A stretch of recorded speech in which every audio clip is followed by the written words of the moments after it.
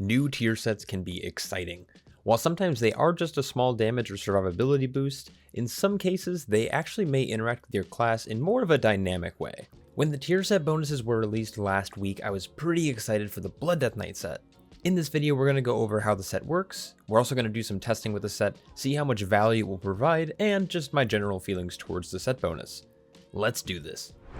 The tier set comes in two parts. We have a 2-set bonus which reads, Heartstrike and Blood Boil deal 20% increased damage and have a 10% chance to grant vampiric blood for 5 seconds. I genuinely enjoy this set for two reasons. First, Blood Death Knights during the first season of Dragonflight really struggled with single target damage, and this definitely helps out. Blood Boil is the Blood Death Knight's main filler ability, and it's how they mass apply their Blood Plague, and Heartstrike is how they generate a bulk of their resources. The damage is definitely noticeable in Mythic Plus, but we're going to get to that in a bit. The second reason I like the set bonus is because it provides the player with a short window of a pretty cool buff, Vampiric Blood. This ability increases the Death Knight's maximum health by 30% and increases all healing and absorbs received by 40%. Like any nerd, my first thoughts when I saw this set was, what talents can I run to gain even more value out of this? The first thing that came to mind was Umbilicus Eternus. This capstone talent grants the Death Knight a shield based on the damage they deal with Blood Plague during the duration of Vampiric Blood. I was extremely excited at the prospect of this interaction. We're going to get to some testing soon. I want to quickly talk about the 4-set bonus first. When you gain Vampiric Blood, you are infused with Vampiric Strength, granting you 10% increased strength for 5 seconds. Your Heartstrike and Blood Boil extend the duration of Vampiric Strength by 0.5 seconds. This is just building upon the 2-set bonus, allowing for larger damage amplifiers through the strength buff. In theory, you could try to optimize the extension of your buff, but more than likely this will happen passively since your main rotation as a Blood Death Knight is weaving Blood Boil with Heartstrikes, and obviously the occasional reapplication of Bone Shields through Marrow Rend. My first thought with this set is that Dancing Rune Weapon will also extend this buff, which reminded me a lot of how the Shadowlands tier set worked in a way. For those who don't know, Dancing Rune Weapon is the Blood Death Knight's major cooldown that summons copies of their weapon, replicating their attacks. For example, when active, if the Death Knight casts Heartstrike, it will then hit 3 times instead of once. So regarding the tier set specifically, I just wanted to know how much our toolkit and talents would interact with the set, so let's get to testing. I actually ended up doing this slightly backwards than I normally do. Normally when I do these types of tests, I start with training dummies and then I move my way into limit testing, and then finally I might do some actual content if possible. This time though, I'm going to start by trying to solo some trash in a key, which I would consider more of a limit testing. I decided to pick up a freehold keystone, grab a level 15 modifier, and then head to the dungeon. The reason for testing it like this gives me a more accurate representation of how I might actually play in a high stakes setting. During a key, I'm going to be obviously in combat, and then while being in the key setting alone, it actually forces me to play properly, meaning that I need to pay attention to the damage being taken, the mob's mechanics, positioning, rotating my cooldowns, etc. I used freehold for a few reasons. First, we have 9 mobs of varying shapes and sizes at the very start of the dungeon. There are a few area of effect mechanics, there's a couple dots, kick, and to top it all off, mobs that leap behind you. This means that my rotation might be slightly interrupted in some instances. Also on the PTR, while in a dungeon I am scaled to 410 item level and my stats are so bad. Since I didn't play or gear my Death Knight this season at all, I'm just using PvP gear which was provided by the PTR server, which means that I have a lot of versatility.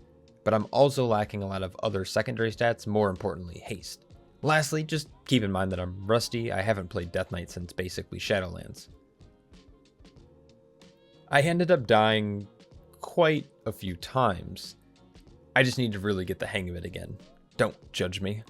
After a few attempts and some talent changes, I should have honestly checked beforehand, I was finally able to actually solo the first pull in a freehold plus 15. The first thing that I noticed is that Umbilicus Eternus just doesn't work. This is a major disappointment. I was really hoping that the tier set would push Umbilicus into the meta even more so. Outside of that, during combat I didn't notice much in terms of the tier set interaction, though it's clear that you get so much more Vamp Blood uptime. Glancing briefly at the damage breakdown, you can see that Blood Boil demolished the meters between my own casts as well as my rune weapon casts. More importantly though, looking at buff uptime, we can see that Vampiric Blood was at 57%, which is significantly higher than what we're seeing on live servers, though that is expected. In this test, I specifically gained Vampiric Blood 17 times with 0 reapplications, though I think it's possible to actually extend it through the tier set if you're lucky. The buff Vampiric Strength is another thing to take note of. The uptime on this was just shy of 40%. We maintained this buff for 2 minutes flat with 17 applications. With some quick math, we can figure out the average uptime per buff application. We obviously want to translate 2 minutes into a more realistic number that we can divide by, which would be 120. Divide 120 by 17, and we see that the average Vampiric Strength buff lasted just over 7 seconds. This seems much shorter than expected, especially since I definitely had Rune Weapon up a good portion of the pull. So we're going to do some further testing on some training dummies. I'm pretty disappointed that Umbilicus didn't interact with the tier set at all. I'm hoping that this is a bug and it's supposed to, but I also recognize that an interaction of that caliber could possibly be broken. Anyways, the main thing that I wanted to check here is extending the 4-set buff Vampiric Strength. We need a baseline value. We already have one from the Freehold, but I want to know what the ideal uptime could be on this buff. So my ideal was I'll just hit Blood Boil until we proc Vampiric Strength, and then I'll just spam Heart Strike because we'll have enough runes, and I'll see what we end up with. Alright, easy. It looks like 3 seconds is the most that you can possibly extend the buff by, putting it at 8-second uptime per application. We're going to do the same thing but with Dancing Rune Weapon active. If this works, we should easily be able to hit 14 seconds if not more. Immediately, I can already tell that it's not working. Unfortunate. This tier set really let me down.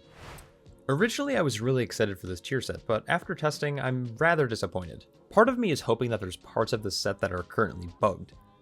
While I would like to see both Umbilicus being granted and Rune Weapon interacting with the extension of Vampiric Strength, I know that the latter is the only thing that seems reasonable. I'm not saying that the set is bad, it's actually still quite phenomenal. I just got my hopes up with some theoretical interactions.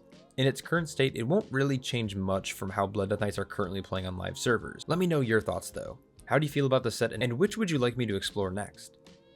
Massive shout out to all my patrons, because without them, there would be much less of nerding out like this. So thanks friends. Hope you're all staying happy, healthy, and I'll catch you all in the next one. Peace.